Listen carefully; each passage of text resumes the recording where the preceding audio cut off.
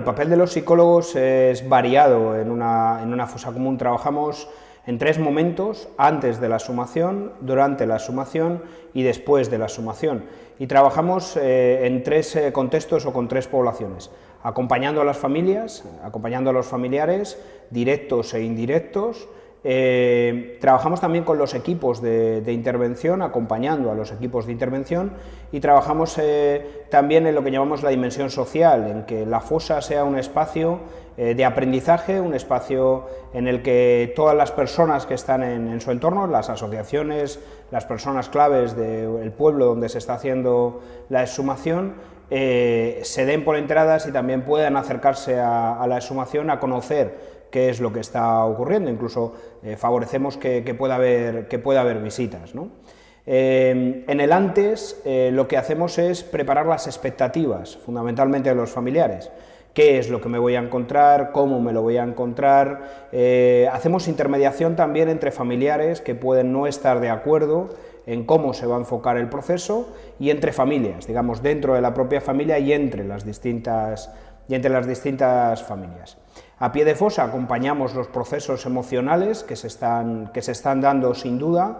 Incluso lo que hemos hecho muchas veces es cuantificar qué procesos emocionales se están dando, clarificar que no hay odio, que no hay rencor, que son procesos positivos, que a las familias les sirven para cerrar una herida, para cerrar el duelo.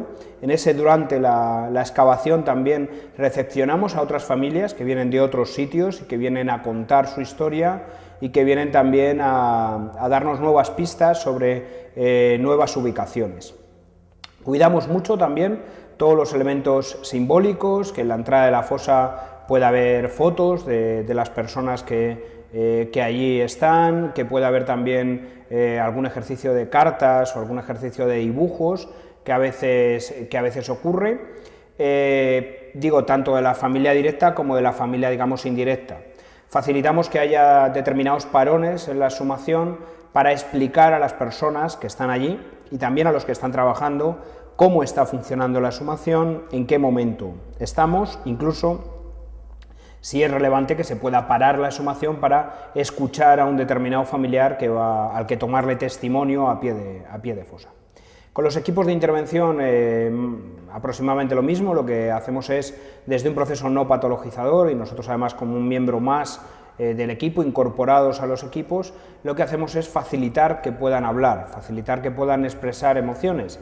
No hay que olvidar que en muchos casos las exhumaciones las hacen a veces estudiantes o a veces arqueólogos, y no tienen, digamos, la misma frecuencia que encontrarse unos huesos de hace unos años, con signos evidentes de violencia, con una presión también en el entorno de familias e incluso de medios de comunicación importante. Lo que pretendemos es facilitarles la posibilidad de hablar. Y en ese tercer proceso que decía también de las comunidades, bueno, lo que pretendemos es que la fosa sea un espacio educativo, un espacio de sensibilización. Quizás dentro de los distintos tipos de fosas, o las fosas intensivas o las fosas que se extienden más en el tiempo, ¿no? Lo que tratamos es que las asociaciones del contexto, que los informantes clave, desde los políticos hasta los sacerdotes, hasta los profesores de instituto, de escuela, conozcan que ahí se está desarrollando una exhumación, se les den las explicaciones adecuadas y puedan acercarse.